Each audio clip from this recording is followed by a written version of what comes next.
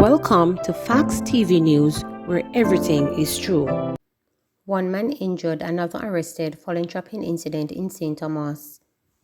One man has been hospitalized and another man arrested and charged with wounding with intent following a dispute in Salt Lane in Morant Bay, St. Thomas on Sunday, December 26. Charge is 45-year-old Richard Garwood of Macquarie Lane, Morant Bay in the parish. Reports are that Garwood and a man had a dispute. Garwood reportedly went home, retrieved a machete and inflicted chop wound to the man's head. The police were summoned and the injured man was taken to hospital, where he is admitted. Garwood was subsequently arrested and charged. Opposition calls for mandatory PCR COVID tests for persons traveling from China. Opposition spokesperson on health Dr. Maurice Guy is calling on the government to implement mandatory negative PCR test results to facilitate entry into the island for persons traveling from China. His call comes after reports of a massive uptick in COVID-19 cases in China. Dr. Guy says Jamaica is doing well in stemming the COVID-19 spread, with the local positivity rate being as low as 3% in recent weeks, and the mandatory test results will help keep the numbers low. He adds that the test requirement will keep Jamaica's mortality rate low, as well as aid in the post-COVID recovery process. With the uptick in the numbers in China, some estimates give us as much as 250 million persons who have been infected in the past 20 days. And with China now reopening their economy, as well at the same time that the numbers are going up, then it is cause for concern, not only for the bigger countries, but for us as Jamaica. Recall that we have just gone through a phase when our numbers were high and then we're on the downslope now. With the past 2 to 3 weeks, we have been having weekly positivity rates of between 2 and 4%. It would be unfortunate at this stage for Jamaica to have a new variant which is going to cause the numbers to increase. So it is our recommendation from a parliamentary opposition that the government institute measures for persons coming from China. Initially, PCR testing of all travelers arriving from China, not an antigen test, but a PCR test done and negative results before they should be allowed into the country. We've lost an extensive human library. Prime Minister Andrew Holness has described the passing of protocol and logistics expert Colonel Merritt Niham as a monumental loss not only for his family but for the nation. Niham, who celebrated his 89th birthday 6 days ago, died on Thursday at the University Hospital of the West Indies from an undisclosed illness. In 2018, he created history when he became the first Jamaican to receive an honorary commission from the Jamaica Defence Force JDF in recognition of his participation in numerous military activities and support for the case. Niham, who held numerous honors including the Order of Distinction, Commander Class, was a key figure at national events. In a tribute to the revered protocol and ceremonial consultant, Holness hailed Niham as a passionate Jamaican nationalist who has reservoir of knowledge which he generally shared. Colonel Niham was exceptionally knowledgeable, providing expert leadership and direction of innumerable national events over the decades. His deft application of knowledge, including to the Jamaica Defence Force, earned him a historic honorary commission, Holness said in a social media post. His commitment to Jamaica was particularly evident as he demonstrated in all areas of his life and vocation. His expert, guidance and counsel will be severely missed, he added.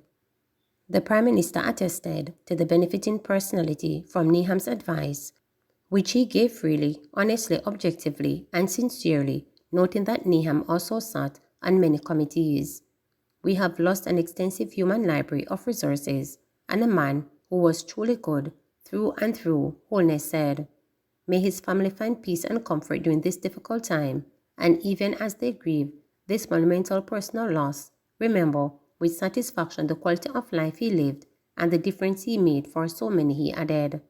Veteran journalist and lecturer Faye Ellington recalled Niham being a no-nonsense individual who was very willing and kind. The broadcaster, who had covered countless state events, also credited him for imparting knowledge about national and JDF protocols to her.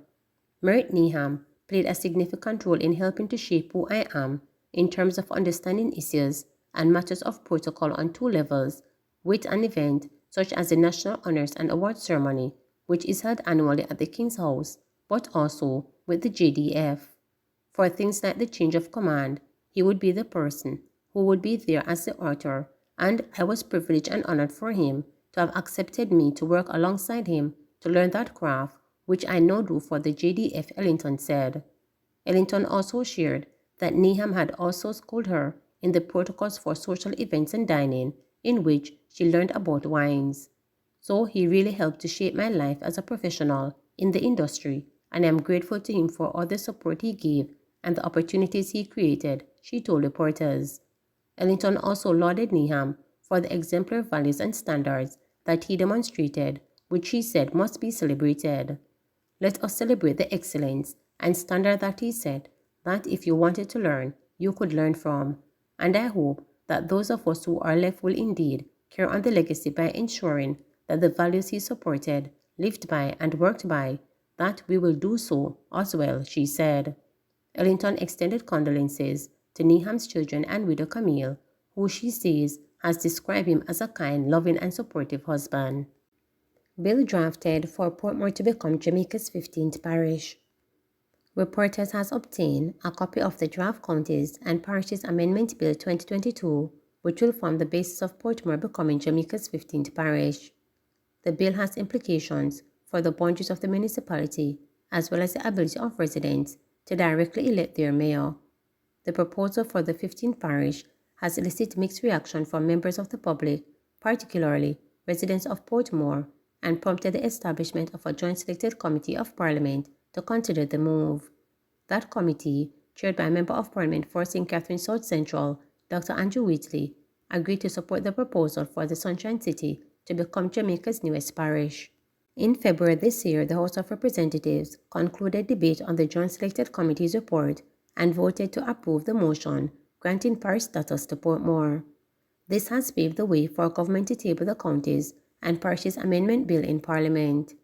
The proposed legislation makes it clear that if enacted without amendment, citizens of Portmore will no longer be able to vote directly to elect their mayor, since the bill proposes a repeat of the Charter of the Municipality of Portmore 2015, which provides for the election of the mayor in keeping with the Parish Councils Act.